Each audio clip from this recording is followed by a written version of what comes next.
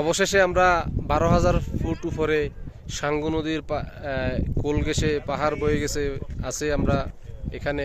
এটা হলো সাঙ্গু নদী, সাঙ্গু নদী না সাঙ্গু, এটা সাঙ্গু লেক বলে, সাঙ্গু লেক। এই এই হলো, হ্যাঁ এখানে প্রচন্ড বাতাস, এখন বাতাসে অনেক ঠান্ডা। ঠান্ডাটার জন্য অনেক মানে যদি পর্যাপ্ত শীতের কাপড় না নিয়ে আসা হয় তাহলে হাত বরফ হয়ে যাবে অবস্থা। এই হলো আমাদের মশিউর ভাই। মশিউর ভাই, কি অবস্থা আপনার কাছে, কি মনে হচ্ছে?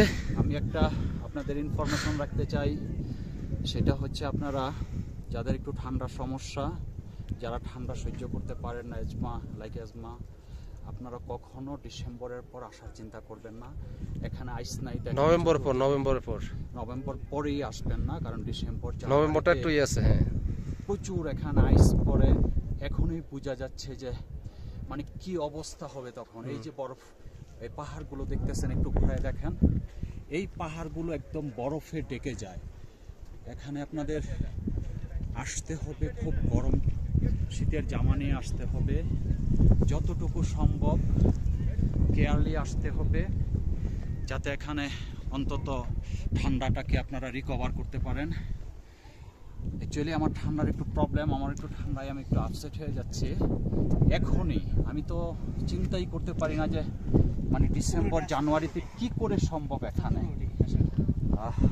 আপনারা অবশ্যই প্রিপারেশন নিয়ে আসবেন। অনেক বাতাস লাগতেছে না? খুব অ্যাট্রাকটিভ, খুব অ্যাডভান্টেজ।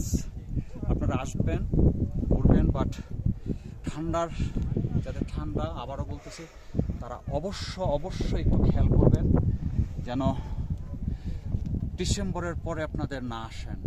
অবশ্য আরেকটা ইনফরমেশন হচ্ছে যে ডিসেম্বরের পরে না আসলে এখানে সৌন্দর্য পুরোপুরি ফিল করতেও পারবেন না, কারণ এই পাহাড়গুলো একেবারেই বরফে ডেকে যায়।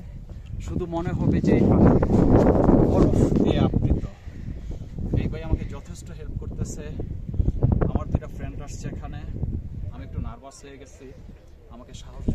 আমি অবশ্য শীতের কাপড় নিতে চাইছিলাম, যদিও তো চিন্তা করলাম যে ওখান থেকে রোদ দেখা যাচ্ছে, রোদ যেহেতু দেখা যাচ্ছে তত ঠান্ডা একটু কম লাগতে পারে। এখানে আপনারা দেখেন, কিন্তু এখানে আসার পরে যে বাতাস, মানে ঠান্ডা মেন এটা হচ্ছে কি রোদ আছে, কিন্তু যে বাতাস, আপনি আমাকে দেখেন যে বাতাস, এই বাতাসটা সূর্যটা খুব টাফ, নাকে এবং কানে, গলা খুবই ঠান্ডা লাগতেছে, হাত মানে একদম জমে যাচ্ছে মনে হচ্ছে। একদম একটু পর পরে হাতে বসা দিচ্ছি, পকেটে ঢুকাচ্ছি, 2-3টা গায়ে দিচ্ছি, তারপরেও মনে হচ্ছে আমরা বুঝতে পারি না যে এখানে হঠাৎ করে মানে নভেম্বর মাসে 20 তারিখ পর্যন্ত মোটামুটি বলছে যে একটু ঠান্ডা কম পড়বে, নভেম্বর মাসে 20 তারিখের পরেই দেখি যে এখন মনে সবাই বলতেছে ডিসেম্বরের পরে আইস পরে।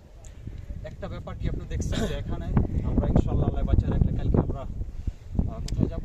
কালকে আমরা যাব এই দার্জিলিং যাব। দার্জিলিং কিন্তু এখানে চেয়ে অনেক বেশি ঠান্ডা। এবং আমি একজনকে জিজ্ঞেস করলাম, উনি বলতেছে যে অনেক বাতাস, এখান থেকেও বাতাস ওখানে বেশি। আর আপনি যদি আপনার ইয়েতে যান, এই টাইগার হিলে যান, যদি আপনি কাঞ্চনজঙ্ঘা দেখতে চান, কাঞ্চনজঙ্ঘা যদিও আমরা আসার সময় এখান থেকেও দেখছি, কিন্তু কাঞ্চনজঙ্ঘা যদি আপনি দেখতে চান তাহলে আপনাকে ভোরে উঠতে হবে এবং পর্যাপ্ত শীতের কাপড় নিতে হবে। শীতের কাপড় না নিলে আমরা নিজেরাই মানে অবস্থা ওখানে যাওয়া মনে হয়, আমার কাছে মনে হচ্ছে মুশকিল হয়ে যাবে। ঠিক আছে, তো আপনাদের নিমন্ত্রণ রইল, অবশ্যই আসবেন। খুবই সুন্দর জায়গা।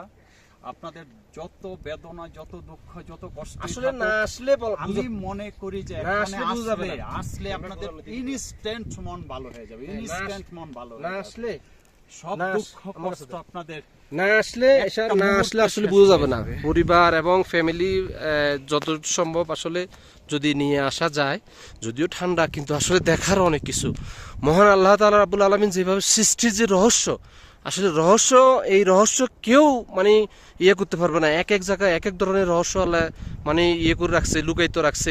এই যে দেখেন এখানে মেঘ, যে এটা ছায়াটা মেঘের ছায়া, মেঘটা হাঁটতেছে মানে সূর্যের যেখানে পড়তেছে ওখানেই মেঘের ছায়া পড়তেছে। এই যে উপর দিকে এখন আমরা একটু উপর দিকে উঠার চেষ্টা করতেছি। উপর দিকে যদিও আরো উঠলে ঠান্ডা লাগতেছে। ওখানে ওই যে সামনে কেবল কার দেখা যাচ্ছে, যদিও আমরা আজকে কেবল কারে উঠবো না, আমরা কেবল কারে উঠবো আগামীকাল। দার্জিলিংয়ের কেবল কারটা অনেক বড় লম্বা, যেহেতু ওই জন্য আমরা কেবল কার উঠলো দার্জিলিং গিয়ে কেবল কারে উঠবো। এখানে কেবল কার অল্প জায়গার ভিতরে উঠে খুব একটা মানে আনন্দ পাওয়া যাবে না। তো ঠিক আছে, আজকে আপাতত এই সাঙ্গু লেকের ধারে এখান পর্যন্ত এই পর্যন্ত আমি নিঃশ্বাস নিতে পারতেছি না। আমার মনে হয় যে আমি একটু খুব একটা বেশি উঠি না, তারপর আমার নিঃশ্বাস নিতে খুব কষ্ট হচ্ছে। এখানে মানে রোদ, কিন্তু এত ঠান্ডা চিন্তা করা যায় না, বাবারে বাবা। আমার সাথে আর আমার আরেকজন ফ্রেন্ড আছে ঢাকার, যে ইমরান ভাই, উনিও ব্যবসায়ী। আমরা আসলে তিনজন একসাথে আসছি। আসসালামু আলাইকুম। হ্যাঁ, তা আপনার কাছে ইমরান ভাই, আপনার কাছে কেমন লাগতেছে? আলহামদুলিল্লাহ, এখন যে ওয়েদারটা, এই ওয়েদারটাতে মোটামুটি ঘোরার একটা পরিবেশ। তবে এর পরবর্তীতে মানে ডিসেম্বরের শেষে অথবা নভেম্বরের মানে শুরুতে মানে এখন মানে ওই সময়টা এখানে অনেক পরিমাণ ঠান্ডা এবং আইস জমে যায়। ওই সময় না ঘোরাটাই বেটার।